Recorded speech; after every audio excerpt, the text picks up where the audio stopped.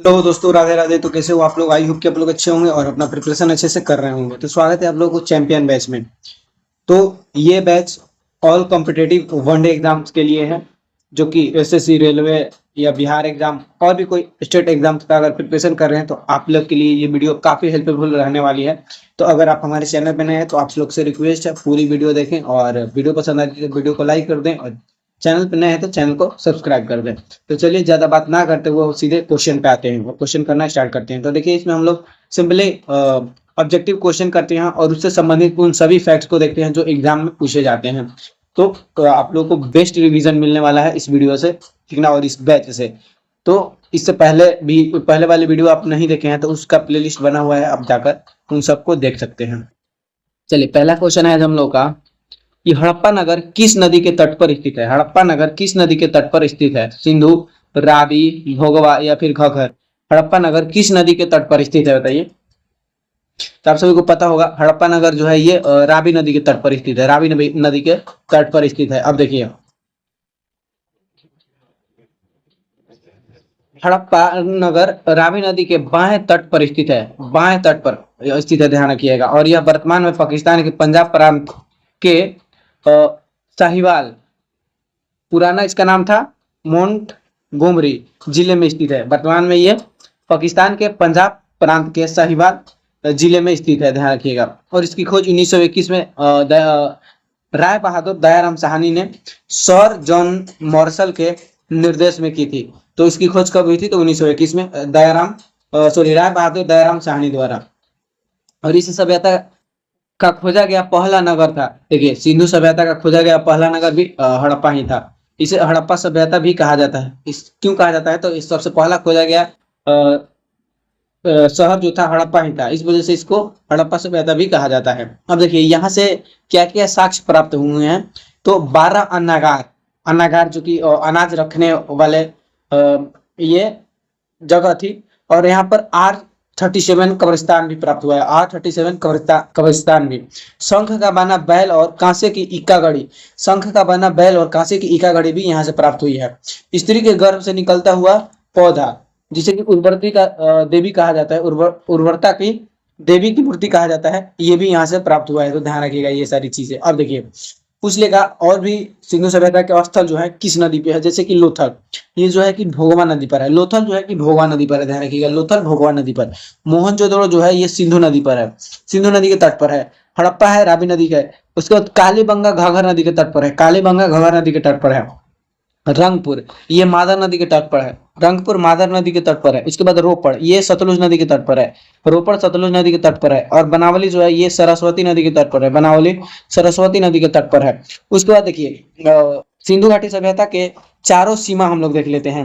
वो किस राज्य या किस स्थान पर है और किस नदी के तट पर है। जैसे देखिए, उत्तरी सीमा, उत्तरी सीमा मांडा जम्मू कश्मीर में, उत्तरी सीमा मांडा जम्मू कश्मीर में, जो कि चेनाब नदी के तट पर है, चेनाब नदी के। ये भी क्वेश्चन पूछे जाते हैं, कई बार पूछे गए हैं, ध्यान रखिएगा इसको भी। दक्षिणी सीमा दईमाबाद है, दक्षिणी सीमा दईमाबाद जो महाराष्ट्र में पड़ता है, और यह परवरा नदी के तट पर है, परवरा नदी के तट पर है। पूर्वी सीमा आलमगीरपुर है, उत्तर प्रदेश में है। पूर्वी सीमा आलमगीरपुर उत्तर प्रदेश में है और यह हिंडन नदी के तट पर है। उसके बाद पश्चिमी सीमा, ये सूतकांगेडोर बलूचिस्तान जो पाकिस्तान के क्षेत्र में पड़ता है, वहां पर था। और यह दास नदी के तट पर है, दास नदी के तट पर है। तो ये सभी आप लोग ध्यान रखिएगा, सभी इंपॉर्टेंट चीजें हैं। चलिए, नेक्स्ट क्वेश्चन है हम लोग का, हर्षवर्धन अपनी प्रसिद्ध धार्मिक सभा महामोक्ष परिषद कहाँ आयोजित किया करता था? हर्षवर्धन जो था अपनी प्रसिद्ध धार्मिक सभा, जिसे कि महामोक्ष परिषद कहा जाता था, महामोक्ष परिषद कहा जाता था, उसका आयोजन कहाँ करता था? मथुरा, ऑप्शन ए है मथुरा, ऑप्शन बी है प्रयाग इलाहाबाद में, या फिर वाराणसी में, या फिर कनौज में। तो ध्यान रखिएगा, यह धार्मिक सभा हर्षवर्धन जो था ये प्रयाग में करता था, प्रयागराज इलाहाबाद में, ध्यान रखिएगा। अब देखिए, इससे संबंधित सारी चीजों को हम लोग देखते हैं। तो हर्षवर्धन प्रत्येक 5 वर्ष के अंतराल पर प्रयाग यानी संगम तट पर एक विशाल प्रयाग जो है कि संगम तट को प्रयाग कहा जाता है, पर एक विशाल धार्मिक सभा का आयोजन करता था जिसे महामोक्ष परिषद कहा जाता था।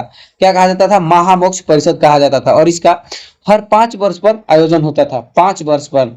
और देखिए हर्ष अपनी 5 साल की संचित संपत्तियों को यहाँ दान कर देता था। यह क्या करता था? यहाँ पर अपनी 5 साल की संचित संपत्तियों को दान करता था। उसके बाद देखिए चीनी यात्री हेनसोंग हर्षवर्धन के काल में भारत आया था और उसने 6वीं शताब्दी महामोक्ष परिषद 643 ईस्वी में भाग लिया था। देखिए जो हेनसंग था चीनी यात्री, वो आप सभी को पता ही होगा, हर्षवर्धन के काल में भारत आया था और उसने जो 6वीं शताब्दी में 683 ईसा पूर्व के लगभग ये परिषद हुआ था, उसमें ये भाग लिया था। ये भी आप लोग ध्यान रखिएगा। इतिहासकार प्रयाग की इसी महामोक्ष परिषद को आधुनिक कुंभ मेले की शुरुआत का आधार मानते हैं। तो देखिए इतिहासकार जो है ये क्या मानते हैं, अभी वर्तमान में जो प्रयागराज में कुंभ मेला लगता है तो उसका शुरुआत इसको महामोक्ष परिषद को मानते हैं, जो कि हर्षवर्धन के द्वारा शुरू किया गया था। तो ये चीज आप लोग ध्यान रखिएगा। उसके बाद देखिए हर्षवर्धन के बारे में और सारी चीजें हम लोग जान लेते हैं। तो हर्षवर्धन जो था ये पुष्यभूति या वर्धन वंश का शासक था। हर्षवर्धन कौन था? तो पुष्यभूति या वर्धन वंश का शासक था। उसने अपनी राजधानी थानेश्वर से कनौज स्थानांतरित की थी। उसने अपनी राजधानी को थानेश्वर से कहाँ स्थानांतरित किया था? तो कनौज स्थानांतरित किया था। ये भी आप लोग ध्यान रखिएगा।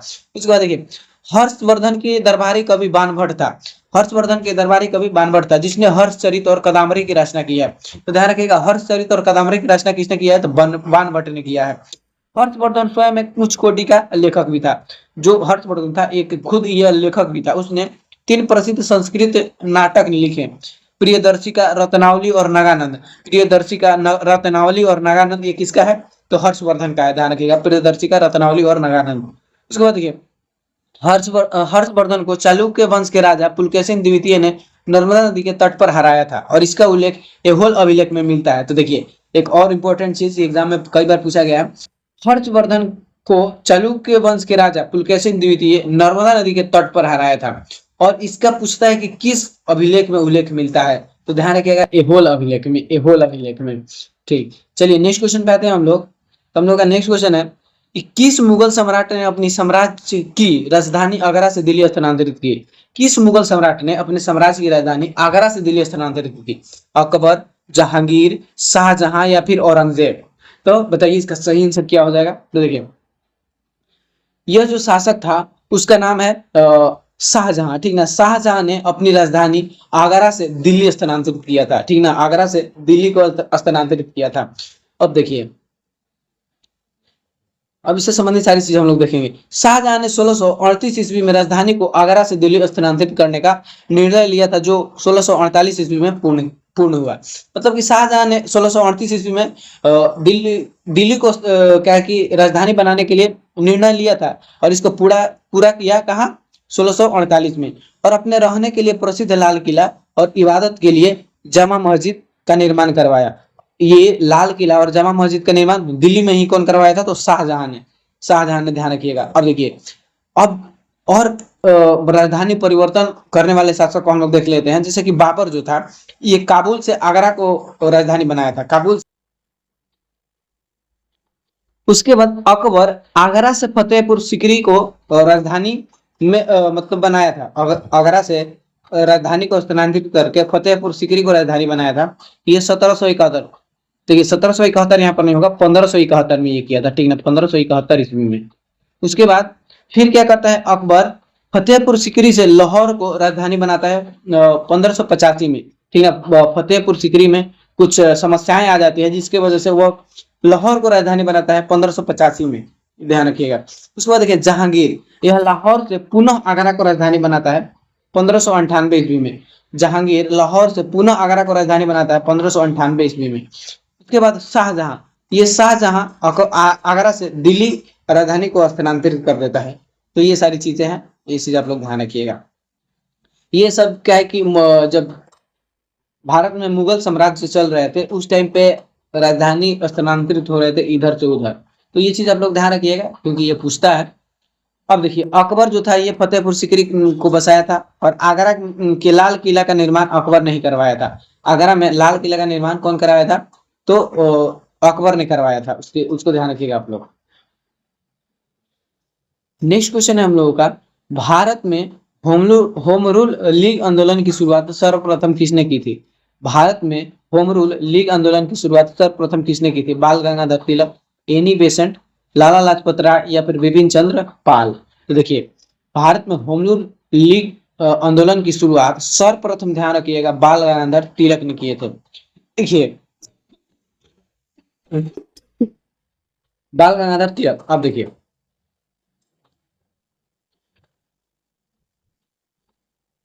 तिलक और एनी बेसेंट। तो देखिए, भारत में होम रूल लीग आंदोलन की शुरुआत दो लोगों ने किया था, एक बाल गंगाधर तिलक जो सबसे पहले, और बाद में एनी बेसेंट ने।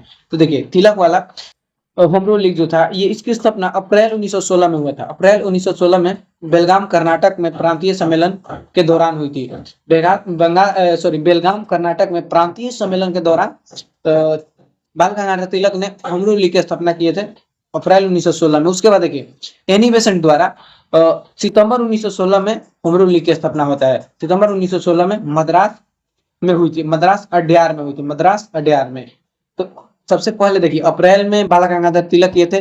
तो सर्वप्रथम जब बोलेगा तो ध्यान रखिएगा, बाल गंगाधर तिलक, और बाद में किए थे एनी बेसेंट है। अब देखिए, यहाँ पे कुछ इंपॉर्टेंट चीज दिया हुआ है होम रूल लीग से संबंधित। यहाँ बाल गंगाधर तिलक वाला लीग और एनी बेसेंट का होम रूल लीग।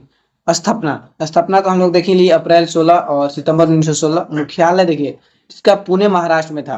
बाल गंगाधर तिलक का जो होम रूल लीग का मुख्यालय था, ये पुणे महाराष्ट्र में था, और एनी बेसेंट का मुख्यालय अडयार मद्रास में था। उसके बाद कार्य क्षेत्र, कार्य क्षेत्र बाल गंगाधर तिलक वाला महाराष्ट्र यानी कि मुंबई को छोड़कर कर्नाटक, मध्य प्रांत और बरार, कर्नाटक, मध्य प्रांत और बरार।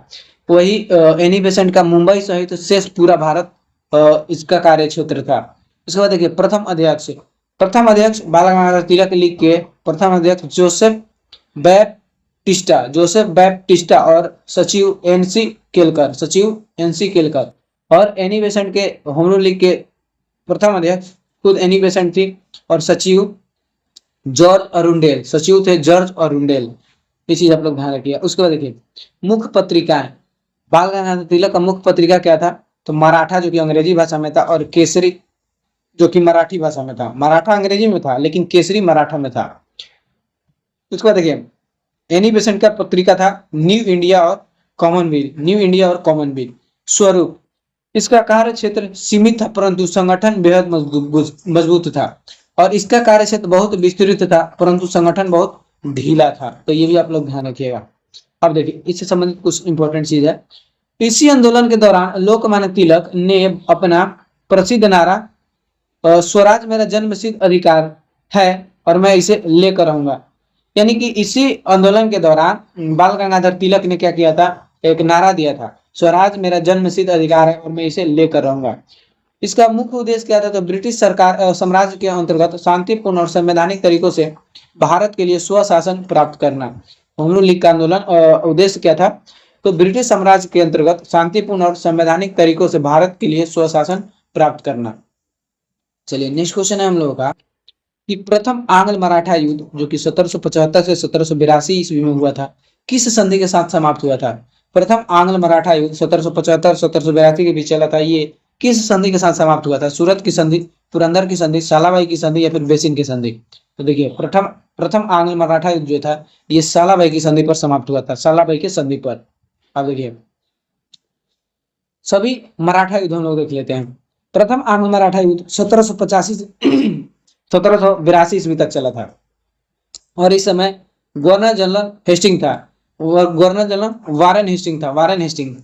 और यह सालाबाई की संधि जो 1782 में हुआ था, उसके इसी संधि से समाप्त हुआ था, और इसमें मराठों की जीत हुई थी, और 20 साल की शांति का इसमें बात कही गई थी इस संधि में।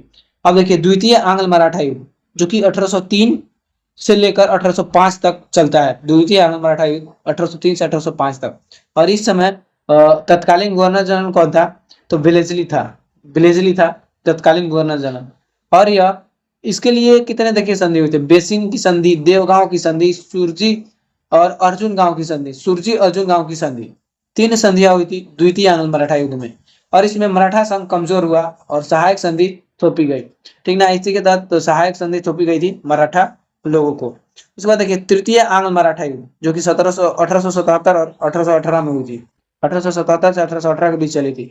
और इस समय जो गवर्नर जनरल था भारत के, वारेन हेस्टिंग था। Warren Hastings. और देखिए पुणे में मंदसौर की संधि, पुणे और मंदसौर की संधि पर तृतीय आंग्ल मराठा युद्ध समाप्त हुआ था। पुणे और मंदसौर की संधि पर मराठा साम्राज्य पूर्णतः समाप्त और पेशवा पद खत्म कर दिया गया। इस संधि के बाद, पुणे और मंदसौर संधि के बाद मराठा साम्राज्य का पूर्णतः समाप्त कर दिया गया और पेशवा पद को भी खत्म कर दिया गया। अब देखिए नेक्स्ट क्वेश्चन है हम लोगों का, भारतीय संविधान के किस अनुच्छेद के तहत राज्यपाल को पद की शपथ दिलाई जाती है? भारतीय संविधान के किस अनुच्छेद के तहत राज्यपाल को पद की शपथ दिलाई जाती है? अनुच्छेद 155, अनुच्छेद 157, अनुच्छेद 159, अनुच्छेद 161। तो देखिए भारतीय संविधान के अनुच्छेद 159 के तहत राज्यपाल की शपथ दिलाई जाती है, अनुच्छेद 159 के तहत। अब देखिए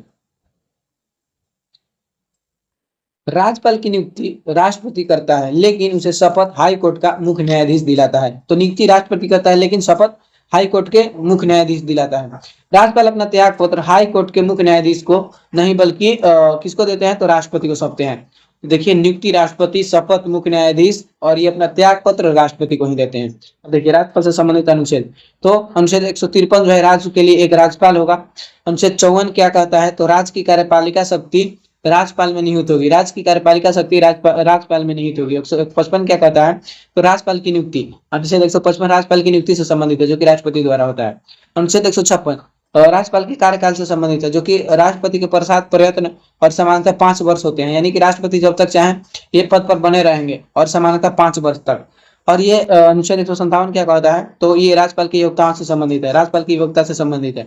यानी कि भारत का नागरिक होना चाहिए और न्यूनतम आयु 35 वर्ष होना चाहिए। अनुच्छेद 158 ये राज्यपाल के पद की शर्त से संबंधित है, यानी कि संसद या विधानमंडल का सदस्य ना हो और लाभ का पद ना हो। ये संसद और विधानमंडल के सदस्य ना हो तभी ये राज्यपाल बन सकते हैं। उसके बाद देखिए अनुच्छेद 159 क्या कहता है? तो पद की शपथ, यानी कि राज्यपाल की शपथ अनुच्छेद 159 में है। अनुच्छेद 161 में क्षमादान की शक्ति, अनुच्छेद 161 में राज्यपाल की क्षमादान की शक्ति है, और यह मृत्युदंड और सैन्य अदालत को छोड़कर सभी सजा को माफ करवा सकते हैं। ठीक ना, ये मृत्युदंड को माफ नहीं करवा सकते, मृत्युदंड राष्ट्रपति माफ करवा सकते हैं। अनुच्छेद 163 राज्यपाल को सलाह देने के लिए मंत्रिपरिषद, जिसका की प्रमुख मुख्यमंत्री होता है, यानी कि राज्यपाल को सलाह देने के लिए मंत्रिपरिषद का गठन अनुच्छेद 163 में है, और इसका प्रमुख मुख्यमंत्री होता है। अनुच्छेद 164 मुख्यमंत्री और अन्य मंत्रियों का नियुक्ति राज्यपाल द्वारा किया जाता है। अनुच्छेद 164 के तहत मुख्यमंत्री और अन्य मंत्रियों का नियुक्ति राज्यपाल द्वारा किया जाता है। अनुच्छेद 165 ये राज्यपाल की महाधिवक्ता की नियुक्ति, यानी कि राज्य के महाधिवक्ता की नियुक्ति राज्यपाल द्वारा किया जाता है। अनुच्छेद 165 के तहत राज्य के महाधिवक्ता की नियुक्ति अनुच्छेद 165 के तहत राज्यपाल द्वारा किया जाता है। अनुच्छेद 174 विधानमंडल का सत्र बुलाना और सत्रवसान करना और विधानसभा भंग करना, ये सभी राज्यपाल के मतलब राज्यपाल द्वारा किया जाता है। अनुच्छेद 174 के तहत राज्यपाल अनुच्छेद 174 के तहत विधानमंडल का सत्र बुलाते हैं, सत्रवसान करते हैं और विधानसभा का भंग करते हैं। इसके बाद अनुच्छेद 200 यह विधेयकों पर सहमति देना और उन्हें राष्ट्रपति के लिए सुरक्षित रखना। अनुच्छेद 200 में क्या है? तो कोई भी विधेयक पर सहमति देना और उन्हें राष्ट्रपति के लिए सुरक्षित रखना राज्यपाल का काम है। अनुच्छेद 213 में क्या है? तो राज्यपाल के अध्यादेश जारी करने की शक्ति अनुच्छेद 213 में है। और अनुच्छेद 213 में राज्यपाल के अध्यादेश जारी करने की शक्ति है। अनुच्छेद 256 में क्या है? 356 में तो राज्य में राष्ट्रपति शासन लगाने की सिफारिश करना। अनुच्छेद 356 में के तहत राज्यपाल क्या करते हैं कि राष्ट्रपति से राष्ट्रपति शासन लगाने की क्या करते हैं? सिफारिश करते हैं, जिसके तहत कि राष्ट्रपति शासन लग जाता है किसी भी राज्य में। उसको ध्यान रखना है आप लोग। चलिए नेक्स्ट क्वेश्चन है हम लोगों का, भारतीय संविधान में राज्य के नीति निर्देशक सिद्धांत किस देश के संविधान से लिए गए हैं? भारत में जो राज्य के नीति निर्देशक सिद्धांत हैं ये किस देश के संविधान से लिए गए हैं? आप सभी को पता होगा, ये आयरलैंड के संविधान से लिया गया है। आयरलैंड के संविधान से लिया गया है। अब देखिए इसके बारे में अच्छी तरह से हम लोग जानते हैं। तो यह सिद्धांत भारतीय संविधान के भाग 4 के तहत अनुच्छेद 36 से लेकर 51 तक वर्णित है। यह संविधान के भाग 4 में है और अनुच्छेद 36 से लेकर 51 तक वर्णित है। भारत में ने इसे आयरलैंड के संविधान से 1937 से ग्रहण किया था। 1937 में इसको ग्रहण किया था। और यह आयरलैंड ने खुद इसे स्पेन से के संविधान से लिया है। देखिए, आयरलैंड भी इसे स्पेन के संविधान से लिया था, ठीक ना, और भारत आयरलैंड से लिया है। और ये तत्व गैर न्याय संगत है। इसका अर्थ यह है कि यदि राज्य इन्हें लागू नहीं करता है तो आप इनके लिए अदालत या कोर्ट नहीं जा सकते। यानी कि सरकार द्वारा कोई योजना प्रोवाइड कराई जाती है जनता को, और अगर राज्य उसको बंद कर देता है तो आप उसके लिए कोर्ट नहीं जा सकते, ठीक ना। ये राज्य की मर्जी पे आपको प्रोवाइड कराई जाती है। भारत में एक लोक कल्याणकारी राज्य की स्थापना करना, और इसका काम क्या है, तो भारत का एक लोक कल्याणकारी, जिससे कि लोग यानी कि जनता को सहायता मिल सके, ठीक ना। तो इसका उद्देश्य यही है। अब देखिए, डॉक्टर बी आर अम्बेडकर, उन्होंने नीति निर्देशक तत्व को भारतीय संविधान की अनोखी विशेषता कहा था। देखिए, बी आर अम्बेडकर ने क्या कहा था नीति निर्देशक सिद्धांत को, तो इन्होंने कहा था कि भारतीय संविधान की अनोखी विशेषता है ये। के टी शाह ने नीति निर्देशक तत्व एक ऐसा चेक है जिसका भुगतान बैंक की इच्छा पर छोड़ दिया गया है, यानी कि राज्य की वित्तीय क्षमता पर छोड़ दिया गया है। देखिए, के टी शाह का कहना था कि नीति निर्देशक तत्व एक ऐसा चेक है जिसका भुगतान बैंक की इच्छा यानी कि राज्य की वित्तीय क्षमता पर छोड़ दिया गया है। तो जाहिर सी बात है, राज्य की वित्तीय व्यवस्था अधिक होगा, यानी कि राज्य के पास पैसा होगा, तभी ना ये जनता के लिए कोई योजना लाएगा या फिर कोई ऐसा लाभकारी फंड लाएगा जिससे कि जनता को फायदा हो। तो ये कथन जो था के टी शाह का था। उसके बाद देखिए, ग्रेन विले ऑस्टिन ने क्या कहा था, तो उन्होंने मौलिक अधिकारों और नीति निर्देशक तत्वों को मिलाकर संविधान की आत्मा कहा था। देखिए, ग्रेनविले ऑस्टिन ने मौलिक अधिकारों और नीति निर्देशक तत्व को मिलाकर संविधान का आत्मा का संविधान की अंतरात्मा कहा था, अंतरात्मा। अनुच्छेद 32 को बी आर अम्बेडकर ने, जो मौलिक अधिकार है अनुच्छेद 32, उसको क्या कहे थे, बी आर अम्बेडकर ने संविधान का आत्मा कहे थे। अब देखिए, नेक्स्ट क्वेश्चन है हम लोगों का कि भारतीय संविधान की प्रस्तावना में समाजवादी और पंथ निरपेक्ष शब्द किस संविधान संशोधन द्वारा जोड़ा गया है। भारतीय संविधान की प्रस्तावना में आप सभी को पता ही होगा, समाजवादी और पंथ निरपेक्ष शब्द को जोड़ा गया था बाद में। तो इसके लिए कौन सा संविधान संशोधन किया गया था। तो देखिए, प्रस्तावना से संबंधित जो संशोधन हुआ है, अभी प्रस्तावना में मात्र एक ही बार संशोधन हुआ है, और वो संशोधन था 42वां संविधान संशोधन, ठीक ना, 42वां संविधान संशोधन। तो आप सभी को पता होगा 42वां संविधान संशोधन को मिनी संशोधन भी कहा जाता है, मिनी संविधान भी कहा जाता है। तो आइए इसके बारे में हम लोग अच्छे से जानते हैं। तो 42वां संविधान संशोधन 1976 में हुआ था। 42वां संविधान संशोधन 1976 में हुआ था। भारतीय संविधान की प्रस्तावना में इतिहास में केवल एक बार संशोधन किया गया, जैसे कि मैंने बताया, प्रस्तावना में मात्र एक बार ही अभी तक संशोधन हुआ है, जो कि 42वां संविधान संशोधन अधिनियम 1976 था। जोड़े गए 3 शब्द इस संशोधन द्वारा प्रस्तावना में कुल 3 शब्द जोड़े गए थे। इस संशोधन द्वारा प्रस्तावना में कुल कितने शब्द जोड़े गए थे, तो 3 शब्द। पहला समाजवादी, दूसरा पंथ निरपेक्ष या धर्म निरपेक्ष, और तीसरा अखंडता। तो ध्यान रखिएगा, समाजवादी, पंथ निरपेक्ष और अखंडता। समाजवादी, पंथ निरपेक्ष और अखंडता, इन 3 शब्द को जोड़ा गया था प्रस्तावना में। अखंडता का मतलब होता है राष्ट्र की एकता के साथ जोड़कर राष्ट्र की एकता और अखंडता किया गया था। तो ध्यान रखिएगा, इसके तहत 3 चीज जोड़े गए थे, समाजवादी, पंथ निरपेक्ष और अखंडता। और देखिए, यह संशोधन आपातकाल के दौरान इंदिरा गांधी की सरकार द्वारा किया गया था। यह संशोधन जो हुआ था, ये आपातकाल के दौरान ही हुआ था, इंदिरा गांधी की सरकार द्वारा। अब देखिए, लघु संविधान, 42वें संविधान संशोधन को इसके विशाल आकार और व्यापक बदलावों के कारण भारत का लघु संविधान कहा जाता है, और यह स्वर्ण सिंह समिति के सिफारिश पर आधारित था। 42वां संविधान संशोधन स्वर्ण सिंह समिति के सिफारिश पर भी आधारित था। तो ये क्वेश्चन भी बनता है कि स्वर्ण सिंह समिति के आधारित पर कौन सा, स्वर्ण सिंह समिति के सिफारिश पर कौन आधारित है, तो 42वां संविधान संशोधन। इसी चीज आप ध्यान रखिएगा। और इसी के तहत मौलिक कर्तव्यों को भी जोड़ा गया था, मौलिक कर्तव्यों को भी इसी के तहत जोड़ा गया था। अब देखिए, नेक्स्ट क्वेश्चन है हम लोगों का, स्वतंत्र भारत के संविधान निर्माण के समय डॉक्टर बी आर अम्बेडकर का निर्वाचन किस क्षेत्र से हुआ था। जब भारत के संविधान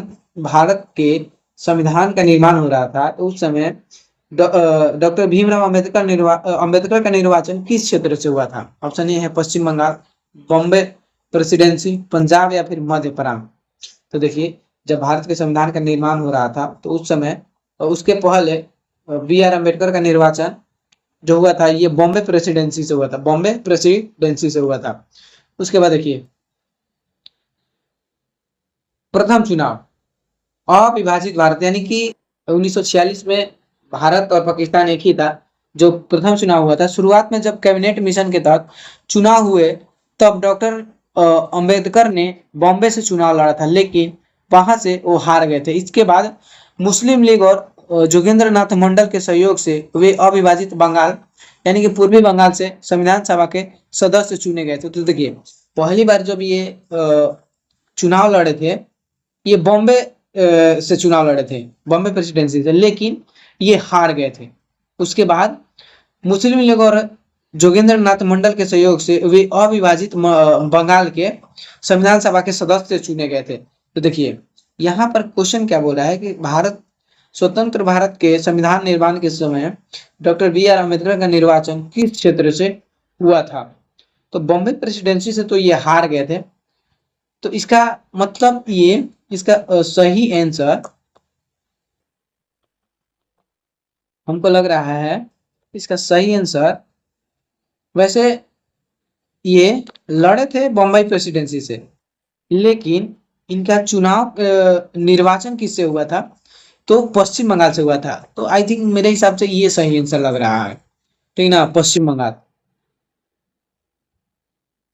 अब देखिए विभाजन के बाद क्या होता है, जब 15 अगस्त 1947 को भारत का विभाजन हुआ, तब वह पूर्वी बंगाल का क्षेत्र पाकिस्तान और पूर्वी पाकिस्तान जो अब बांग्लादेश है का हिस्सा बन गया। इस कारण डॉक्टर अंबेडकर की संविधान का सभा की सदस्यता समाप्त हो गई।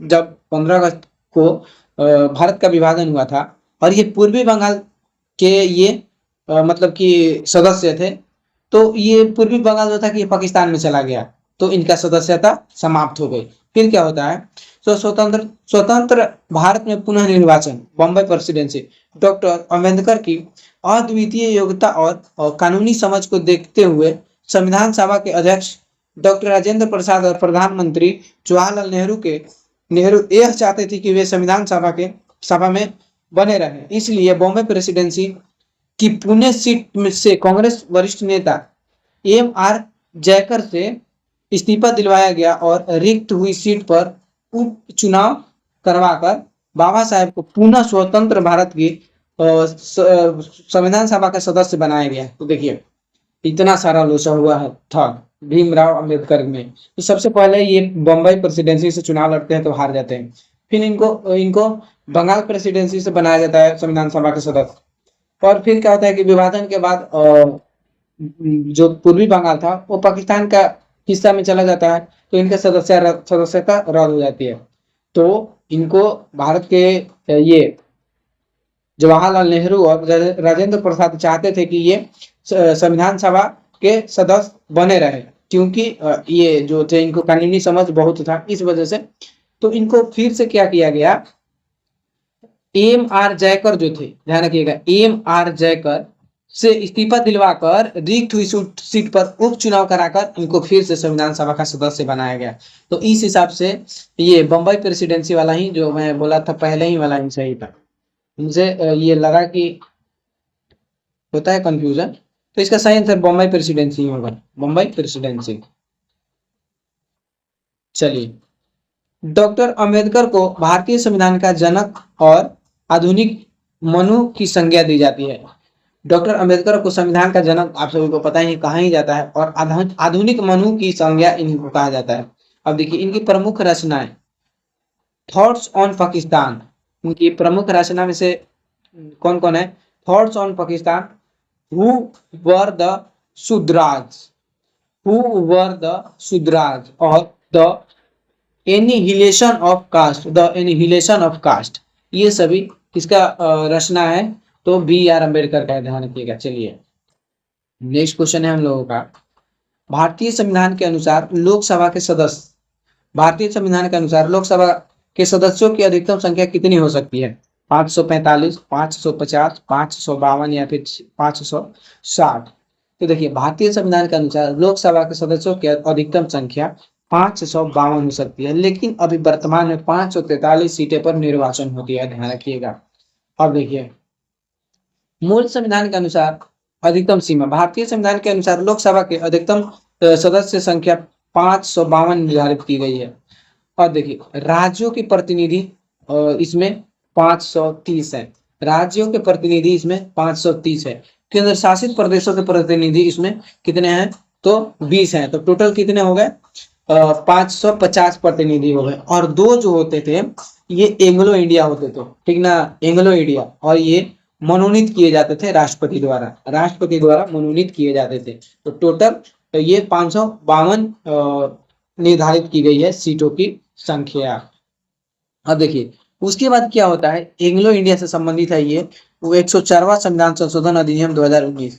इसमें क्या होता है, इस संशोधन द्वारा लोकसभा और राज्य विधानसभाओं में एंग्लो इंडिया समुदाय के 2 सदस्यों के मनोनयन की व्यवस्था को समाप्त कर दिया गया। तो देखिए जो 2 एंग्लो इंडिया का मनोनीत किया जाता था, इनकी सदस्यता समाप्त कर दिया गया। मतलब कि इनको अब 2 सीट इन पर इनको मनोनीत नहीं किया जाएगा। और ये किया गया 104वां संविधान संशोधन अधिनियम 2019 द्वारा। आरक्षण, इसमें आरक्षण क्या दिए गए, तो लोकसभा में अनुसूचित जाति के लिए 84 सीटें और अनुसूचित जनजाति के लिए 47 सीटें आरक्षित है। देखिए इन कुल सीटों में 84 सीट अनुसूचित जनजाति के लिए और 47 सीट अनुसूचित, एक सेकेंड, अनुसूचित जाति के लिए 84 सीट और अनुसूचित जनजाति के लिए 47 सीट आरक्षित किए गए हैं इन सभी सीटों में। ये भी आप लोग ध्यान रखिएगा। अब देखिए लोकसभा का एक अस्थायी सदन जिसका सामान्य कार्यकाल 5 वर्ष होता है और इसका सदस्य बनने के लिए न्यूनतम आयु 25 वर्ष होनी चाहिए। तो लोकसभा एक अस्थायी सदन है, आप सभी को पता ही है, और इसका कार्यकाल 5 वर्ष का होता है। कार्यकाल 5 वर्ष का होता है और इसकी सदस्य बनने की न्यूनतम आयु 25 वर्ष होता है। ये भी जानकारी आप लोगों को होगा। अब देखिए 84वें संविधान संशोधन 2001 के तहत लोकसभा की कुल सीटों की संख्या को वर्ष 2026 के लिए अपवर्तित कर दिया गया है। यानी कि 84वां संविधान संशोधन द्वारा, जो कि 2001 में हुआ था, यह व्यवस्था किया गया है कि 2026 तक अब सीटों की संख्या में कोई परिवर्तन नहीं किया जाएगा, ठीक ना। जो लोकसभा की सीट है उसमें कोई परिवर्तन नहीं किया जाएगा 2026 तक। अब 2026 चल रहा है, उसके बाद देखिए क्या होता है, सीटें बढ़ाई जाती हैं कि नहीं। अब देखिए नेक्स्ट क्वेश्चन है हम लोग का, भूमध्य सागरीय जलवायु क्षेत्र में अधिकांश भारी वर्षा किस ऋतु में होती है? भूमध्य सागरीय जलवायु क्षेत्र में अधिकांश भारी वर्षा किस ऋतु में होती है? ग्रीष्म ऋतु, शीत ऋतु, वसंत ऋतु, या फिर वर्ष भर समान रूप से? तो देखिए भूमध्य सागरीय जलवायु क्षेत्र में अधिकांश भारी वर्षा जो होती है ये शीत ऋतु में होती है। ध्यान रखिएगा, शीत ऋतु में होती है। अब देखिए भूमध्य सागरीय जलवायु की मुख्य विशेषताएं, यह जलवायु दोनों गोलार्ध यानी कि जो उत्तरी गोलार्ध है और दक्षिणी गोलार्ध में 30 से लेकर 45 डिग्री अक्षांशों के बीच महाद्वीपों के पश्चिमी भागों में पाई जाती है। यह जो जलवायु है भूमध्य सागरीय जलवायु, यह दोनों गोलार्ध उत्तरी और दक्षिणी गोलार्ध के बीच में 30 से लेकर 45 डिग्री अक्षांशों के बीच महाद्वीपों के पश्चिमी भाग में पाई जाती है। अब देखिए यहाँ पर खट्टे फल उगाए जाते हैं। जैसे देखिए इस जलवायु में पर्याप्त धूप और सर्दियों के नमी के कारण, इस जलवायु में पर्याप्त धूप और सर्दियों की नमी के कारण बड़े पैमाने पर खट्टे और रसीले फलों की खेती होती है और इसे विश्व का फलोद्यान भी कहा जाता है। यहाँ मुख्य रूप से अंगूर, जैतून, संतरा और नींबू उगाए जाते हैं। तो ध्यान रखिएगा भूमध्य सागरीय जलवायु में कौन कौन से फसल उगाए जाते हैं? तो देखिए अंगूर, जैतून, संतरा और नींबू उगाए जाते हैं। अब देखिए यहाँ पर दिया हुआ है जलवायु का प्रकार और वर्षा, यानी कि किस ऋतु में वहां पर वर्षा होता है, और कुछ महत्वपूर्ण फैक्ट दिया हुआ है। जैसे देखिए भूमध्य सागरीय जो कि हम लोग देखिए लिए केवल शीत ऋतु में यहाँ पर बारिश होता है और यहाँ पर खट्टे फल, जैतून, आर, ओक जैसे पेड़ यहाँ पर उगाए जाते हैं।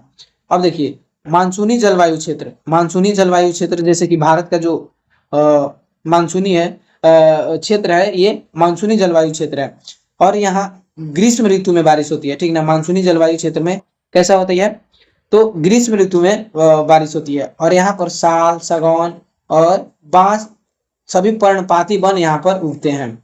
उसके बाद देखिए विषुवतीय यानी कि भूमध्य सागरीय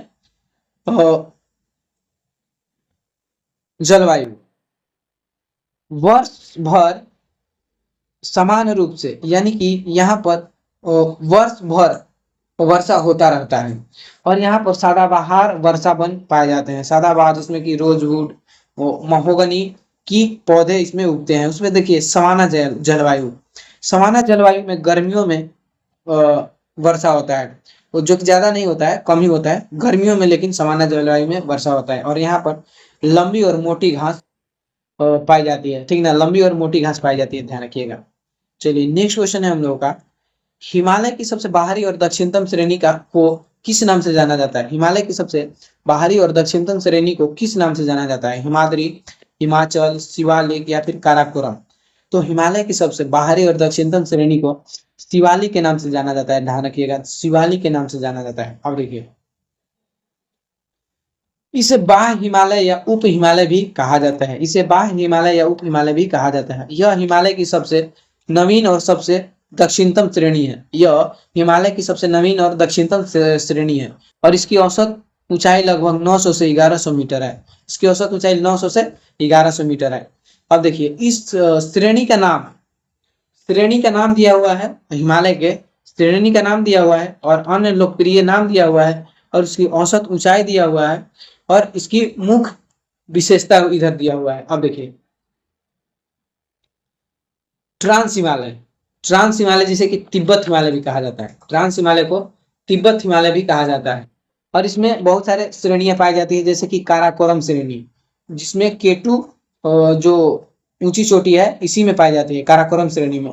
लद्दाख श्रेणी, जास्कर श्रेणी इसी ट्रांस हिमालय का ही भाग है। और यह भौगोलिक रूप से मुख्य हिमालय का हिस्सा नहीं बल्कि सबसे मुख्य हिमालय का हिस्सा नहीं बल्कि उससे भी पुराना है। देखिए, यह भौगोलिक रूप से ऐसा माना जाता है कि यह मुख्य हिमालय का हिस्सा नहीं बल्कि उससे भी पुराना है, क्योंकि हिमालय को नवीन बलित पर्वत कहा जाता है, ठीक ना। तो लेकिन ये इससे सटा हुआ है, तो इसलिए इसको हिमालय का ही भाग मानेंगे, ठीक ना। तो ऐसे आप लोगों को ध्यान रखना है। तो ट्रांस हिमालय में जास्कर श्रेणी, लद्दाख श्रेणी और काराकोरम श्रेणी होता है, ध्यान रखिएगा। उसके बाद देखिए महान हिमालय। महान हिमालय को हिमाद्री या आंतरिक हिमालय के नाम से भी जाना जाता है। हिमाद्री या आंतरिक हिमालय के भी नाम से जाना जाता है। इसकी औसत ऊंचाई है 108 मीटर, औसत ऊंचाई 108 मीटर है। और यह सबसे ऊंची और प्राचीन श्रेणी है। और दुनिया की सबसे ऊंची चोटियां जैसे माउंट एवरेस्ट, कंचनजंगा और नंदा देवी इसी श्रेणी में स्थित है। तो महान हिमालय की सबसे ऊंची चोटी माउंट एवरेस्ट, कंचनजंगा, नंदा देवी सब स्थित है, ठीक है ना, ध्यान रखिएगा। अब देखिए नेक्स्ट है मध्य हिमालय। मध्य हिमालय को हिमाचल या लघु हिमालय भी कहा जाता है। मध्य हिमालय को हिमाचल या लघु हिमालय भी कहा जाता है। और इसकी औसत ऊंचाई 3700 से लेकर 4500 मीटर है। 3700 से लेकर 4500 मीटर है। और यह अपने स्वास्थ्य वर्धक हिल स्टेशनों जैसे शिमला, कुल्लू, मनाली, नैनीताल, दार्जिलिंग के लिए प्रसिद्ध है। और यहाँ प्रसिद्ध पीर पंजाल और धौलाधर श्रेणियां हैं। तो यह जो है कि मध्य हिमालय जो है, यहाँ पर कई हिल स्टेशन है, जैसे शिमला, कुल्लू, मनाली, नैनीताल, दार्जिलिंग, जो आप घूमने के लिए लोग यहाँ से जाते हैं, पर्यटक यहाँ पर घूमने के लिए जाते हैं, ठीक ना, वो सभी मध्य हिमालय का हिस्सा है, ध्यान रखिएगा, मध्य हिमालय का। उसके बाद बाह्य हिमालय, इसे शिवालिक हिमालय भी कहा जाता है। बाह्य हिमालय को शिवालिक हिमालय भी कहा जाता है। और यह इसकी औसत ऊंचाई 900 से 1100 मीटर है। औसत ऊंचाई 900 से 1100 मीटर है। और सबसे दक्षिणी और नई श्रेणी, जहां दून और दवार जैसी समतल घाटियां पाई जाती हैं। यहाँ पर दून और दवार, देखिए दून जो है देहरादून में, ठीक ना, उत्तराखंड के देहरादून को ही दून कहा जाता है। और हरिद्वार, उत्तराखंड के जो हरिद्वार है उसको द्वार कहा जाता है, ठीक ना। वो घाटियां जो है ये बाह्य हिमालय यानी कि शिवालिक हिमालय का हिस्सा है। और यह हिमालय का सबसे नई श्रेणी है, शिवालिक हिमालय, ठीक ना, ध्यान रखिएगा। अब हम लोग का नेक्स्ट क्वेश्चन है, नदियों के डेल्टा भागों में किस प्रकार के वन मुख्य रूप से पाए जाते हैं? नदियों के डेल्टा भागों में किस प्रकार के वन मुख्य रूप से पाए जाते हैं? उष्ण कटिबंधीय पर्णपाती वन, मैंग्रोव वन, शंकुधारी वन या फिर मरुस्थलीय वन? तो देखिए नदियों के डेल्टा में जो है कि मैंग्रोव वन पाए जाते हैं, ठीक ना, मैंग्रोव वन पाए जाते हैं, ध्यान रखिएगा, मैंग्रोव वन। इन्हें मैंग्रोव वन या ज्वारीय वन या दलदली वन भी कहा जाता है। क्या क्या कहा जाता है? तो मैंग्रोव वन, ज्वारीय वन या दलदली वन भी कहा जाता है। ये वन खारे और मीठे पानी के मिश्रण में उगते हैं, खारे और मीठे पानी के मिश्रण में उगते हैं। अब इनकी भौगोलिक विशेषता की बात करें तो ये वनस्पति नमक सहिष्णु होती है। वनस्पति, ये जो वनस्पति है नमक सहिष्णु, जाहिर सी बात है ये समुद्र के किनारे पे होती है, तो ये नमक के पानी मतलब समुद्र के पानी को ये अवशोषित करती है, तो जाहिर सी बात है नमक का मात्रा इसमें जाएगा, यानी ये अत्यधिक खारे पानी में भी जीवित रह सकती है। ये नमक सहिष्णुता यानी कि नमक को सहने वाली होती है। अच्छा, कहने का मतलब ये है ये नमक की सहने वाली होती है, अत्यधिक खारे पानी को भी में भी जीवित रह सकती है। श्वसन जड़ें, इन पेड़ों की जड़ें ऑक्सीजन की कमी के कारण दलदल से हवा बाहर से ऊपर की ओर निकली होती है, जिन्हें श्वसन जड़ें कहा जाता है। इन पेड़ों की जड़ क्या होती है, तो ऑक्सीजन की कमी के कारण दलदल से बाहर हवा में ऊपर की ओर निकली होती है। इनकी जो जड़ होती है ये दलदल के ऊपर होती है और वही श्वसन जड़ कहा जाता है, वहीं से ऑक्सीजन का ये लोग अवशोषित करते हैं। अब देखिए सुंदरबन डेल्टा, भारत और बांग्लादेश में स्थित सुंदरबन डेल्टा दुनिया का सबसे बड़ा मैंग्रोव वन क्षेत्र है। तो देखिए जाहिर सी बात है ये जो सुंदरबन डेल्टा है ये भी बांग्लादेश में स्थित है सुंदरबन डेल्टा, और ये क्या है कि यहीं पर दुनिया का सबसे बड़ा मैंग्रोव वन क्षेत्र पाया जाता है, ठीक ना। दुनिया का सबसे बड़ा मैंग्रोव वन क्षेत्र पाया जाता है सुंदरबन डेल्टा में, और इसका नाम यहाँ बहुतायत में पाए जाने वाले सुंदरी नामक वृक्ष के कारण पड़ा है। सुंदरी नामक वृक्ष के कारण इसे सुंदरबन पड़ा है। यहाँ पर सुंदरी नामक वृक्ष बहुत अत्यधिक मात्रा में पाई जाती है, और यह डेल्टा गंगा, ब्रह्मपुत्र और मेघना नदियों द्वारा बनाया जाता है। यह डेल्टा गंगा, ब्रह्मपुत्र और मेघना नदियों द्वारा बनाया जाता है, और ये वन चक्रवातों, सुनामी और समुद्री लहरों से तटों की रक्षा करते हैं, और ये मिट्टी के कटाव को भी रोकते हैं। ये क्या करते हैं, तो जब समुद्र में चक्रवात या सुनामी आता है तो तटों की रक्षा करते हैं, मिट्टी के कटाव से बचाते हैं। अब देखिए कुछ और प्रकार के वन हम लोग देख लेते हैं, जैसे उष्णकटिबंधीय पर्णपाती वन। उष्णकटिबंधीय पर्णपाती वन ये 70 से 200 सेंटीमीटर, यहाँ पर देखिए पर्णपातीय वन में 70 से 200 मीटर सेंटीमीटर क्या है कि वर्षा होता है, और इसमें सागौन, साल, शीशम और महुआ, चंदन जैसे पेड़ उगते हैं। उष्णकटिबंधीय पर्णपाती वन में कैसे पेड़ उगते हैं, तो सागौन, साल, शीशम, महुआ और चंदन, ध्यान रखिएगा। और भारत में सबसे बड़े भूभाग पर फैले वन, देखो भारत के सबसे अधिक क्षेत्र पर जो वन फैला हुआ है वो उष्णकटिबंधीय पर्णपाती वन ही है, और इसे वन मानसूनी वन भी कहते हैं, इसे मानसूनी वन भी कहते हैं उष्णकटिबंधीय वन को। अब देखिए शंकुधारी वन, ये इनकी जो क्षेत्र होती है पाला और बर्फबारी, यानी कि यहाँ के क्षेत्र शंकुधारी वन के जो क्षेत्र होता है वहां पर ठंडी होती है और बर्फबारी होती है, और ऐसे वन में क्षेत्र चीड़, देवदार, फर, स्पुर जैसे वृक्ष उगते हैं, ध्यान रखिएगा। चीड़, देवदार, फर और स्प्रूस ये शंकुधारी वन में पाए जाते हैं। हिमालय के ऊंचे पर्वत क्षेत्र लगभग 1500 से लेकर 3000 मीटर में शंकुधारी वन पाए जाते हैं, ठीक ना। हिमालय के ऊंचे पर्वतीय क्षेत्र 1500 से लेकर 3000 मीटर की ऊंचाई पर ये शंकुधारी वन पाए जाते हैं, ये भी आप लोग ध्यान रखिएगा।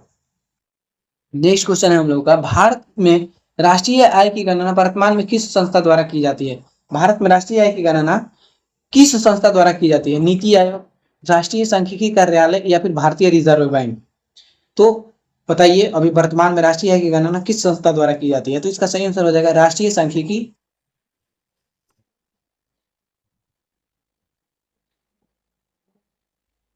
यहीं के हम लोग, तो राष्ट्रीय सांख्यिकी कार्यालय द्वारा अभी वर्तमान में राष्ट्रीय आय की गणना की जाती है भारत में, ध्यान रखिएगा। अब देखिए भारत सरकार ने मई 2019 में एक ऐतिहासिक निर्णय लेते हुए दो प्रमुख सांख्यिकी निकाय को आपस में विलय कर दिया। दो सांख्यिकी निकायों को कौन कौन है, देखिए सीएसओ यानी कि सेंट्रल स्टैटिकल ऑफिस, जिसे कि केंद्रीय सांख्यिकी संगठन कहा जाता था, और जो पहले राष्ट्रीय आय का गणना करता था सीएसओ, और देखिए एनएसओ दूसरी सांख्यिकी निकाय NSSO, national sample survey office, यानी कि राष्ट्रीय प्रतिदर्श सर्वेक्षण कार्यालय, जो डेटा इकट्ठा करने का काम करता था। जो राष्ट्रीय आय की गणना करने में डेटा की आवश्यकता होती थी, उसको इकट्ठा कौन करता था? NSSO।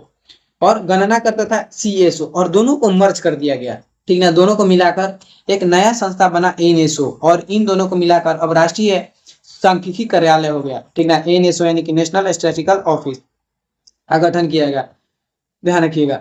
उसके बाद देखिए NSO सांख्यिकी, NSO जो है ये सांख्यिकी और कार्यक्रम कार्यान्वयन मंत्रालय यानी कि MOSPI के अधीन कार्य करता है, ध्यान रखिएगा। NSO MOSPI सांख्यिकी और कार्यक्रम कार्यान्वयन मंत्रालय के अधीन कार्य करता है। अब देखिए एक और राष्ट्रीय आय से संबंधित इंपॉर्टेंट चीज है, जैसे दादा भाई नौरोजी से संबंधित है। 1867-68 में उन्होंने अपनी पुस्तक poverty and un British rule in India में पहली बार प्रति व्यक्ति आय 20 रुपए बताई थी। उन्हें grand old man of India कहा जाता है। देखिए दादा भाई नौरोजी ने पहली बार भारत की राष्ट्रीय आय की गणना की थी, ठीक ना, पहली बार कब? तो 1867-68 में, और उन्होंने प्रति व्यक्ति आय 20 रुपया बताया था, ठीक ना, भारत की प्रति व्यक्ति आय 20 रुपया बताया था 1768 में। और इनका जो बुक है on British poverty on British rule in India, इसी में ये बताए हैं। उन्हें ग्रैंड ओल्ड मैन के नाम से भी जाना जाता है, grand old man of India के नाम से जाना जाता है दादा भाई नौरोजी को, ये आप लोग ध्यान रखिएगा। नेक्स्ट क्वेश्चन है हम लोगों का, भारत में 1 रुपए के नोट पर किसके हस्ताक्षर होते हैं? भारत में 1 रुपए के नोट पर किसके हस्ताक्षर होते हैं? RBI गवर्नर, वित्त सचिव, भारत सरकार का? बताइए इसी में से क्या आंसर होगा? तो दो ही का नोटों पर हस्ताक्षर दो ही लोगों का होता है, एक RBI गवर्नर का या वित्त सचिव का।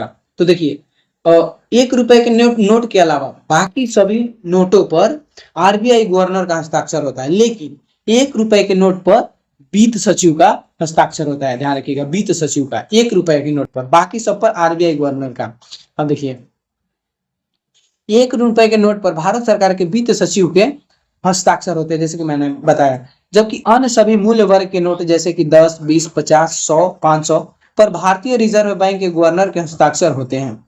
1 रुपए के नोट और सभी छोटे बड़े सिक्के भारत सरकार वित्त मंत्रालय द्वारा जारी और ढाले जाते हैं। देखिए 1 रुपए का नोट और सभी छोटे बड़े सिक्के यानी कि सिक्के भी ये भारत सरकार यानी कि वित्त मंत्रालय द्वारा जारी और ढाले जाते हैं। इसके विपरीत अन्य सभी नोट को जारी करने का एकाधिकार भारतीय रिजर्व बैंक को है। देखिए यहाँ पर समझिएगा, 1 रुपए के नोट और जितने भी सिक्के होते हैं ये भारत सरकार यानी कि वित्त मंत्रालय द्वारा जारी किया जाता है।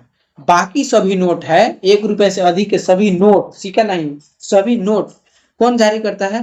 तो RBI ध्यान रखिएगा। अब देखिए नोट छपाई स्थान हम लोग देख लेते हैं, प्रमुख 4 स्थान है जो कि पूछा जाता है।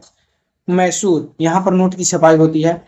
सालबोनी जो पश्चिम बंगाल में है, नासिक महाराष्ट्र में है, देवास मध्य प्रदेश, इन सभी स्थानों पर नोट की छपाई होती है, ध्यान रखिएगा। उसके बाद देखिए सिक्कों की टकसाल यानी कि सिक्कों का निर्माण कहाँ पर होता है? तो मुंबई, कोलकाता। देखिए सिक्का आप लोग देखे होंगे तो सिक्का पर कुछ चिन्ह लगा रहता है, उससे पता चलता है कि वो कहाँ पर बना हुआ है। तो देखिएगा सिक्का पर हीरा का अगर साइन रहेगा तो समझिएगा कि वो मुंबई में बना हुआ है, पर कोलकाता में जो सिक्का बनता है वहां उस पर कोई चिन्ह नहीं रहता है, और जो हैदराबाद में सिक्का बनता है उस पर सितारा बना रहता है, सितारा। तो इस प्रकार आप सिक्के को पहचान सकते हैं कि उसका कहाँ पर निर्माण हुआ है। जैसे देखिए नोएडा वाले सिक्के पर डॉट या बिंदु का डॉट यानी कि बिंदु का उसमें साइन रहता है, तो समझिए कि वो नोएडा का है। अब देखिए नेक्स्ट क्वेश्चन है हम लोगों का, राजकोषीय घाटा का सही अर्थ क्या है? राजकोषीय घाटा का सही अर्थ क्या है? कुल राजस्व और कुल व्यय का अंतर, कुल व्यय और राजस्व प्राप्तियां प्लस गैर ऋण पूंजीगत प्राप्तियां का अंतर, और केवल बजट घाटा या फिर राजस्व घाटा और ब्याज भुगतान का योग। तो देखिए राजकोषीय घाटा क्या है? तो कुल व्यय यानी कि कुल खर्च कितना हुआ प्लस राजस्व प्राप्तियां यानी कि कुल प्राप्तियां कितना हुई, और गैर ऋण पूंजीगत प्राप्तियां ये दोनों को राजस्व प्राप्तियां और गैर ऋण पूंजीगत प्राप्तियां को जोड़कर अगर हम कुल व्यय में से उसको घटाते हैं तो राजकोषीय घाटा प्राप्त होता है। तो इसका सही आंसर हो जाएगा बी। ध्यान रखिएगा, कुल व्यय में से राजस्व प्राप्तियां प्लस गैर ऋण पूंजीगत प्राप्तियां को जोड़कर कुल व्यय में से घटाएंगे तो राजकोषीय घाटा प्राप्त होता है। और देखिए इसको हम लोग आसान भाषा में समझते हैं। तो मान लीजिए आपकी मासिक आमदनी कितना है, 50,000 है, लेकिन आपके घर के कुल खर्च 60,000 हो गए। आपके घर के कुल खर्च कितने, 60,000 हो गए। तो अब ये 10,000 एक्स्ट्रा खर्च पूरा करने के लिए आपको किसी दोस्त या बैंक से उधार लेना पड़ेगा। ठीक, तो यही 10,000 का उधार आपकी निजी जिंदगी का घाटा है। ठीक उसी तरह जब सरकार अपनी कमाई से ज्यादा खर्च कर देती है तो उसे बाजार से उधार लेना पड़ता है और इसी कुल जरूरत की उधारी की जरूरत को देश का राजकोषीय घाटा कहा जाता है। यानी कि अगर देश जितना भी खर्च करता है अपने कमाई से ज्यादा अगर खर्च करता है तो कहीं से ना कहीं से वो ऋण लेगा। ठीक ना, वही ऋण जो होता है राजकोषीय कहा जाता है किसी भी देश का। ठीक ना, राजकोषीय घाटा ये तो आप लोग समझ गए। एक देखिए प्राथमिक घाटा होता है। तो प्राथमिक घाटा क्या होता है, तो देखिए जब चालू वर्ष के राजकोषीय घाटे में पुराने कर्जों पर दिए जाने वाले ब्याज को घटाने पर जो बचता है उसे क्या कहा जाता है, प्राथमिक घाटा कहा जाता है। यानी कि जो वित्तीय वर्ष चल रहा होता है उसमें राजकोषीय घाटे में जो कर्ज लिया जाता है उस पर दिए जाने वाले ब्याज, कर्ज पर दिए जाने वाले ब्याज को घटाया जाता है। किससे, तो राजकोषीय घाटे से। तो क्या प्राथमिक घाटा प्राप्त होता है। ध्यान रखिएगा, देखिए यहाँ पर दिया हुआ है राजकोषीय घाटा माइनस ब्याज भुगतान।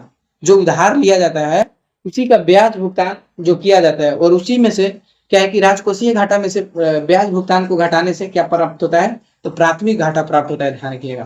उसके बाद बजटीय घाटा। बजटीय घाटा क्या है, तो सरकार के कुल खर्च और कुल प्राप्तियां जिसमें उधार भी शामिल है।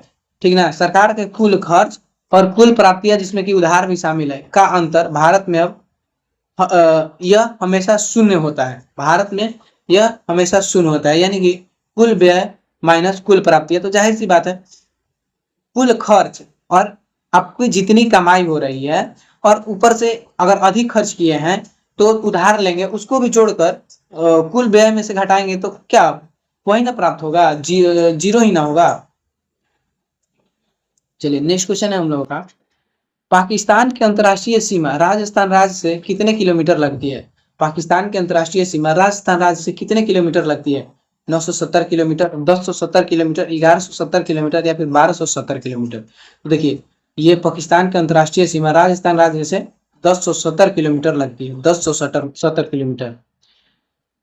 पाकिस्तान से लगे सीमा हम लोग देखते हैं तो पाकिस्तान से भारत की कुल 3323 किलोमीटर सीमा लगती है। 3323 किलोमीटर। और इसे रेड क्लिप रेखा भी कहा जाता है। भारत और पाकिस्तान के बीच जो रेखा है ये रेड क्लिप रेखा है। और देखिए पाकिस्तान को छूने वाले राज्य लद्दाख, जम्मू कश्मीर, पंजाब, राजस्थान और गुजरात कुल 5 है। इसमें 2 केंद्र शासित और 3 राज्य हैं। लद्दाख, जम्मू कश्मीर, पंजाब और राजस्थान और गुजरात। इसके बाद देखिए बांग्लादेश, ये सबसे लंबी सीमा साझा करता है भारत के साथ, 4096 किलोमीटर। और सीमा रेखा का नाम है रेड क्लिफ रेखा या जीरो लाइन। रेड क्लिफ रेखा या जीरो लाइन। ठीक ना, पहले जब भारत पाकिस्तान बांग्लादेश और पाकिस्तान एक ही था तो रेड क्लिफ रेखा खींचा गया था। तो इस हिसाब से यहाँ पर जीरो लाइन ज्यादा बेटर आंसर रहेगा। ठीक ना, उसके बाद देखिए इसके छूने वाले भारतीय राज्य पश्चिम बंगाल, असम, मेघालय, त्रिपुरा और मिजोरम। कुल कितने राज्य, 5 राज्य क्या है कि बांग्लादेश से टच करते हैं। पश्चिम बंगाल, असम, मेघालय, त्रिपुरा और मिजोरम। उसके बाद चीन के साथ 3488 किलोमीटर सीमा साझा करता है भारत। और भारत और चीन के बीच मैकमोहन रेखा है, ध्यान रखिएगा। और इसके साथ केंद्र शासित प्रदेश लद्दाख, हिमाचल प्रदेश, उत्तराखंड, सिक्किम, अरुणाचल प्रदेश ये क्या है कि चीन को टच करते हैं।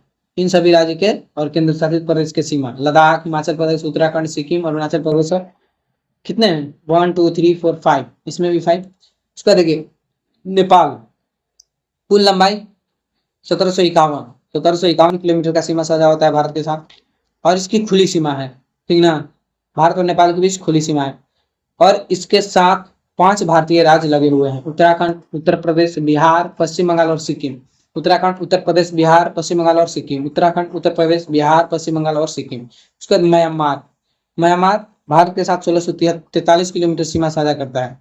और प्राकृतिक पहाड़ियां, इंडो बर्मा जो बैरियर, ठीक ना, भारत और म्यांमार के बीच इंडो बर्मा बैरियर है।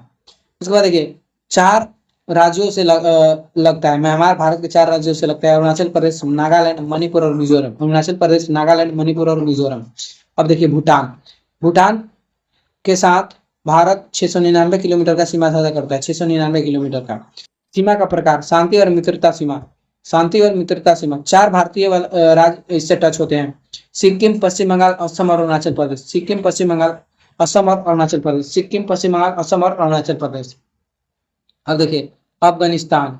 अफगानिस्तान जो भारत के साथ सबसे छोटा सीमा साझा करता है, 106 किलोमीटर।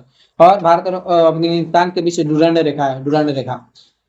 देखिए इसको छूने वाला राज्य लद्दाख, यह वर्तमान में पाक अधिकृत यानी कि पीओके में आता है। जो अफगानिस्तान को टच करता है भारत का हिस्सा, वो पीओके में आता है, ठीक ना, पाक अधिकृत कश्मीर में।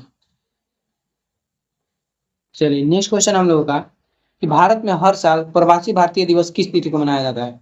हर साल प्रवासी भारतीय दिवस किस तिथि को मनाया जाता है?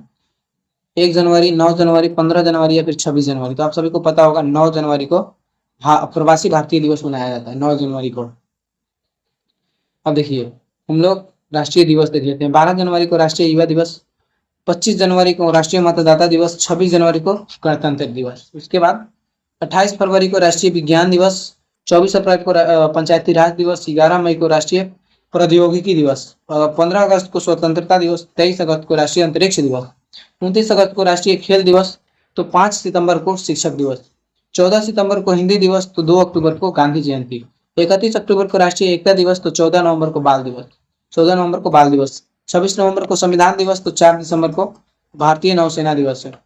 उसके बाद 25 दिसंबर को सुशासन दिवस, 25 दिसंबर को सुशासन दिवस। तो ये सभी आप लोग दिवस ध्यान रखिएगा। चलिए नेक्स्ट क्वेश्चन है हम लोगों का कि पुलित्जर पुरस्कार पाने वाले पहले भारतीय कौन थे? पुलित्जर पुरस्कार पाने वाले पहले भारतीय कौन थे? गोविंद बिहारी लाल, झुम्पा लाहिड़ी, गीता आनंद, सिद्धार्थ मुखर्जी। तो देखिए पुलित्जर पुरस्कार पाने वाले पहले भारतीय जो थे उनका नाम था गोविंद बिहारी लाल। गोविंद बिहारी लाल को पहली बार पुलित्जर पुरस्कार मिला था, जो एक भारतीय थे। अब देखिए इसकी स्थापना 1917 में अमेरिका समाचार पत्र प्रशासक जोसेफ पुलित्जर की वसीयत के आधार पर की गई थी। तो पुलित्जर पुरस्कार की स्थापना 1917 में की गई थी, कहां पर? अमेरिका में, ध्यान रखिएगा, जोसेफ पुलित्जर की वसीयत के आधार पर। और यह पुरस्कार न्यूयॉर्क स्थित कोलंबिया विश्वविद्यालय द्वारा प्रतिवर्ष दिया जाता है। न्यूयॉर्क में स्थित कोलंबिया विश्वविद्यालय द्वारा यह प्रतिवर्ष दिया जाता है, ध्यान रखिएगा। इसे पत्रकारिता का नोबेल पुरस्कार भी कहा जाता है, इसे पत्रकारिता का नोबेल पुरस्कार भी कहा जाता है।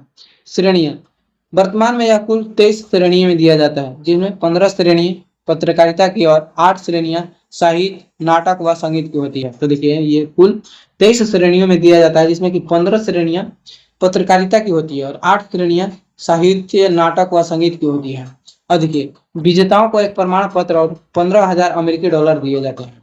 इसमें विजेताओं को एक प्रमाण पत्र और 15,000 अमेरिकी डॉलर दिए जाते हैं। अपवाद, केवल पब्लिक सर्विस श्रेणी की विजेता को नगद राशि के स्थान पर स्वर्ण पदक प्रदान किया जाता है। यानी कि पब्लिक सर्विस श्रेणी के विजेता को क्या दिया जाता है? नगद राशि नहीं दिया जाता है, इनको स्वर्ण पदक प्रदान किया जाता है। अब देखिए प्रथम भारतीय विजेता गोविंद बिहारी लाल को 1937 में पत्रकारिता के लिए यह पुरस्कार मिला था। 1937 में प्रथम भारतीय कौन थे? तो गोविंद बिहारी लाल, जिनको पत्रकारिता में यह पुरस्कार दिया गया था। अन्य प्रमुख भारतीय मूल के विजेता झुम्पा लाहिड़ी, झुम्पा लाहिड़ी को 2000 में यह पुरस्कार मिला था। उनकी पुस्तक इंटरप्रेटर ऑफ मेलाडीज के लिए फिक्शन श्रेणी में, इंटरप्रेटर ऑफ मेलाडीज श्रेणी के लिए फिक्शन श्रेणी में मिला था 2000 में। गीता आनंद को 2003 में मिला था। खोजी पत्रकारिता के लिए द वॉल स्ट्रीट जर्नल की टीम के साथ पत्रकारिता के लिए ही गीतानंद को 2003 में मिला था, ध्यान रखिएगा। उसके बाद सिद्धार्थ मुखर्जी को 2011 में मिला था। उनकी पुस्तक the emperor of all maladies, the emperor of all maladies के लिए सिद्धार्थ मुखर्जी को मिला था 2011 में गैर फिक्शन श्रेणी में। चलिए नेक्स्ट क्वेश्चन है हम लोगों का, अफगानिस्तान आधिकारिक तौर पर किस वर्ष सार्क का 8वां सदस्य देश बना था? अफगानिस्तान आधिकारिक तौर पर किस वर्ष सार्क का 8वां सदस्य देश बना था? 2005, 2007, 2009 या फिर 2011? तो बताइए अफगानिस्तान सार्क का सदस्य कब बना था? तो आप सभी को बता दो, यह 2007 में सार्क का सदस्य बना था अफगानिस्तान, 2007 में। अब देखिए, अफगानिस्तान आधिकारिक तौर पर 3 अप्रैल 2007 को नई दिल्ली में आयोजित 14वें सार्क शिखर सम्मेलन 14वें सार्क शिखर सम्मेलन का आयोजन 3 अप्रैल 2007 को हुआ था नई दिल्ली में, के दौरान सार्क का 8वां सदस्य देश बना था। और देखिए सार्क से जुड़े अन्य महत्वपूर्ण तथ्य, इसका पूरा नाम दक्षिण एशियाई क्षेत्रीय सहयोग संगठन है। पूरा नाम क्या है? तो दक्षिण एशियाई क्षेत्रीय सहयोग संगठन, इंग्लिश में बोले तो south Asian association for regional corporation. देखिए स्थापना इसका 8 दिसंबर 1985 को ढाका बांग्लादेश में हुआ था। 8 दिसंबर 1985 को हुआ था। इसका मुख्यालय जो है काठमांडू नेपाल में, इसका मुख्यालय काठमांडू नेपाल में है। कुल सदस्य देश इसके 8 हैं, भारत, पाकिस्तान, बांग्लादेश, नेपाल, भूटान, श्रीलंका, मालदीव और अफगानिस्तान। भारत, पाकिस्तान, बांग्लादेश, नेपाल, भूटान, श्रीलंका, मालदीव और अफगानिस्तान इसके सदस्य देश हैं, ध्यान रखिएगा। अब देखिए नेक्स्ट क्वेश्चन है हम लोग का, जमशेदजी टाटा ने किस 2 नदियों के संगम पर Tata iron and steel company की स्थापना की थी? जमशेदजी टाटा ने किस 2 नदियों के संगम पर Tata iron and steel company की स्थापना की थी? दामोदर और भेड़ा नदी, स्वर्ण रेखा और खरकई नदी, गंगा और स्वर्ण नदी या फिर महानदी और इब नदी? तो देखिए इसकी स्थापना जो हुआ था स्वर्ण रेखा और खरकई नदी के संगम पर हुआ था, स्वर्ण रेखा और खरकई नदी के संगम पर। ठीक है, कब हुआ था? तो 26 अगस्त 1907 को, 26 अगस्त 1907 को। और इस कारखाने में 1911 में पिग आयरन यानी कि कच्चा लोहा और 1912 में स्टील का उत्पादन शुरू हुआ था। ठीक है, 1912 में यहाँ से उत्पादन शुरू हुआ था और स्थापना 26 अगस्त 1907 को हो गया था। वर्तमान में इसे टाटा स्टील के नाम से जाना जाता है, वर्तमान में इसे टाटा स्टील के नाम से जाना जाता है। इस स्थान को इसलिए चुना गया क्योंकि यहाँ दोनों नदियों के पानी की प्रचुर आपूर्ति, पास में कोयला जो झारिया है वहां से कोयला भी मिल जाएगा और लोहा, मयूरभंज, ये सभी क्षेत्र जो था कि आसपास में ही था। इस क्षेत्र को इस वजह से चुना गया, यहाँ पर पानी की प्रचुर मात्रा है। इसके बाद झारिया से जो कोयला प्राप्त होता है वो भी नजदीक में है, और मयूरभंज से जो लोहा प्राप्त होता है वो भी यहाँ पर नजदीक में है। तो ये जो झारिया और मयूरभंज है ये झारखंड में है, ठीक ना, झारखंड में, ध्यान रखिएगा। अब नेक्स्ट क्वेश्चन है हम लोगों का कि एक प्रबल अम्ल और दुर्बल क्षार, एक प्रबल अम्ल और दुर्बल क्षार से बने लवण के जलीय विलयन का पीएच मान कितना होता है? प्रबल अम्ल और दुर्बल क्षार से बने लवण का जलीय विलयन कैसा होता है? 7 से कम यानी कि अम्लीय, या फिर 7 के बराबर यानी कि उदासीन, या 7 से अधिक क्षारीय, या फिर 14 के बराबर? तो बताना है कि प्रबल अम्ल यानी कि स्ट्रॉन्ग एसिड और दुर्बल क्षार यानी कि वीक बेस से बने लवण। आप सभी को पता होगा अम्ल और क्षार के अभिक्रिया से लवण ही बनता है। तो ये प्रबल अम्ल और दुर्बल क्षार से बने लवण का जलीय विलयन कैसा होगा? तो आप सब ध्यान रखिएगा, अम्लीय होगा, ठीक ना, क्योंकि यहाँ पर अम्ल जो है प्रबल है और क्षार जो है दुर्बल है। तो इसकी विशेषता देखी जाएगी प्रबल अम्ल की, तो इसका सही आंसर रहेगा 7 से कम यानी कि अम्लीय। अब देखिए, जब एक प्रबल अम्ल और दुर्बल क्षार आपस में क्रिया करते हैं तो बनने वाले लवण की प्रकृति अम्लीय होती है, इसलिए इसके जलीय विलयन का पीएच मान हमेशा 7 से कम होता है। इसका पीएच मान हमेशा 7 से कम होता है, ध्यान रखिएगा। प्रबल अम्ल प्लस दुर्बल क्षार अम्लीय लवण प्लस जल बनता है, अम्लीय लवण प्लस जल बनता है। तो ये सभी उदाहरण है, आप लोग ध्यान देख लीजिए, ये सभी उदाहरण है। चलिए नेक्स्ट क्वेश्चन है हम लोगों का कि बर्फ के तापमान को 0 डिग्री सी से भी कम करने के लिए उसमें क्या मिलाया जाता है? बर्फ के तापमान को 0 डिग्री से भी कम करने के लिए उसमें क्या मिलाया जाता है? नमक, चीनी, चूना या फिर सिरका? तो आप लोग देखे होंगे आइसक्रीम वाले क्या करते हैं, तो बर्फ को 0 डिग्री से भी कम करने के लिए यानी कि बर्फ ना पिघले उसके लिए क्या मिलाते हैं? नमक मिलाते हैं, ध्यान रखिएगा, नमक इसका सही आंसर हो जाएगा। अब देखिए जब बर्फ में नमक मिलाया जाता है तो बर्फ का तापमान 0 डिग्री से गिरकर लगभग -21 डिग्री सी, ठीक ना, -21 डिग्री सी हो जाता है, ठीक ना, -21 डिग्री सी तक जा सकता है। और इसे विज्ञान की भाषा में फ्रीजिंग मिक्सर या हिमकारी मिश्रण कहते हैं। इसे विज्ञान की भाषा में फ्रीजिंग मिक्सर या हिमकारी मिश्रण कहा जाता है। ठंडे देशों में सड़कों पर जमी बर्फ को पिघलने के लिए और हमारे स्थानीय कुल्फी वाले मटके में कुल्फी जमाने के लिए इस तरीके का इस्तेमाल करते हैं। जैसे कि हम लोग पढ़ भी लिए इसको। अब देखिए हिमांक का अवनमन। शुद्ध पानी 0 डिग्री पर जमकर बर्फ बनता है। शुद्ध पानी 0 डिग्री पर जमकर क्या होता है, बर्फ बनता है। जब हम बर्फ पर नमक छिड़कते हैं तो नमक बर्फ की सतह पर मौजूद पानी के अणुओं के साथ मिल जाता है। क्या होता है, जब बर्फ पर नमक छिड़कते हैं तो नमक बर्फ की सतह पर मौजूद पानी के अणुओं को क्या करता है, अणुओं में मिल जाता है। उसके बाद यह नमक पानी के अणुओं को आपस में जोड़कर दोबारा बर्फ बनने से रोकता है। इसके कारण पानी का जमने का तापमान 0 डिग्री सी और नीचे गिर जाता है। 0 डिग्री सी से और नीचे गिर जाता है। यानी कि जब बर्फ मिलाया जाता है तो क्या करता है कि ये नमक बर्फ के मौजूद पानी में मिल जाता है और ये पानी को दोबारा बर्फ नहीं बनने देता है, ठीक ना। अब देखिए गुप्त उष्मा का अवशोषण। नमक मिलाने के बाद बर्फ तेजी से पिघलने लगती है। नमक मिलाने के बाद बर्फ क्या होती है, तेजी से पिघलने लगती है और बर्फ को पिघलने के लिए गर्मी यानी कि उष्मा की जरूरत होती है और यह गर्मी उन्हें आसपास के वातावरण से खींचती है। तो ये सारी चीजें आप लोग ध्यान रखिएगा। नेक्स्ट क्वेश्चन है हम लोगों का, यदि किसी गतिशील वस्तु का वेग दोगुना कर दिया जाए तो उसकी गतिज ऊर्जा पर क्या प्रभाव पड़ेगा। यदि किसी गतिशील वस्तु का वेग दोगुना कर दिया जाए तो उसका गतिज ऊर्जा पर क्या प्रभाव पड़ेगा। दुगुना हो जाएगा, आधी रह जाएगी, 4 गुनी हो जाएगी या फिर अपरिवर्तित रह जाएगी। तो देखिए किसी भी गतिशील वस्तु का वेग अगर दुगुना कर दिया जाता है तो गतिज ऊर्जा जो होता है ये 4 गुना हो जाता है, ठीक ना। गतिज ऊर्जा 4 गुना हो जाता है। यदि किसी गतिशील वस्तु का वेग दुगुना कर दिया जाता है तो गतिज ऊर्जा हमेशा 4 गुना हो जाता है। उसके बाद देखिए द्रव्यमान। यदि किसी वस्तु का द्रव्यमान 2 गुना कर दिया जाता है तो गतिज ऊर्जा केवल 2 गुना ही रह जाता है, ठीक ना। अगर द्रव्यमान 2 गुना किया जाएगा तो गतिज ऊर्जा 2 गुना ही रहेगा। अब देखिए अगर संवेग 2 गुना होता है तो गतिज ऊर्जा 4 गुना हो जाता है, ठीक ना। तो वेग और संवेग दोनों को 2 गुना करेंगे तो गतिज ऊर्जा 4 गुना हो जाएगा और द्रव्यमान को जब हम 2 गुना करेंगे तो इसका गतिज ऊर्जा 2 गुना ही रहेगा। तो ये सारी चीजें आप लोग ध्यान रखिएगा। तो हम लोग का यही लास्ट क्वेश्चन था, ठीक।